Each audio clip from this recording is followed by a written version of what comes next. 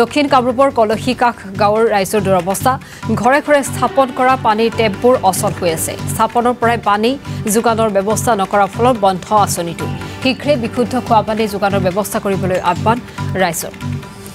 আৰু বিশুদ্ধ খোৱা পানীৰ পৰা বঞ্চিত হৈছে এটা অঞ্চলৰ ৰাইজ বিগত 13-14 বছৰ ধৰি বন্ধ হৈছে জল জীৱন মিছন আঁচনি এটুপি বিশুদ্ধ খোৱা পানীৰ বাবে হাহাকাৰ কৰিবলগীয়া হৈছে সেই গাঁৱৰ ৰাইজৰ দক্ষিণ কামৰূপৰ কলহীকাষ গাঁৱৰ ৰাইজৰ দুৰৱস্থা ঘৰে ঘৰে স্থাপন কৰা পানীৰ টেপবোৰ অচল অৱস্থাত আছে টেপ আছে কিন্তু পানী বিশুদ্ধ খোৱা পানীৰ পৰা বঞ্চিত হৈছে এটুপি বিশুদ্ধ খোৱা পানী হাহাকাৰ কৰিবলগীয়া হৈছে পানীৰ বাবে সেই স্থানৰ লোকসকল আৰু পানী যোগান ব্যৱস্থা নকৰাৰ ফলত বন্ধ হৈ আছে আঁচনিটো শীঘ্ৰে বিশুদ্ধ খোৱা পানী যোগানৰ ব্যৱস্থা কৰিবলৈ আহ্বান জনাইছে মুক্তভোগী ৰাইজে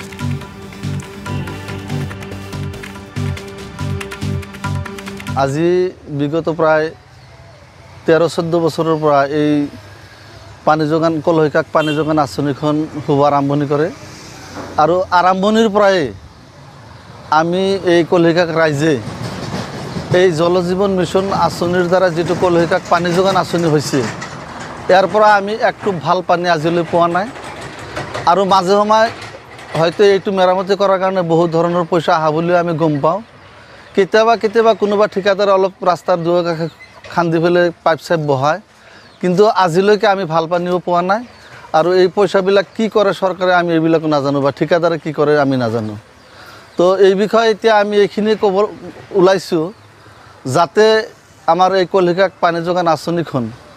আমাৰ অসমৰ মুখ্যমন্ত্ৰী ডক্টৰ হিমন্ত বিশ্ব শৰ্মা ডাঙৰীয়ালৈ আৰু আমাৰ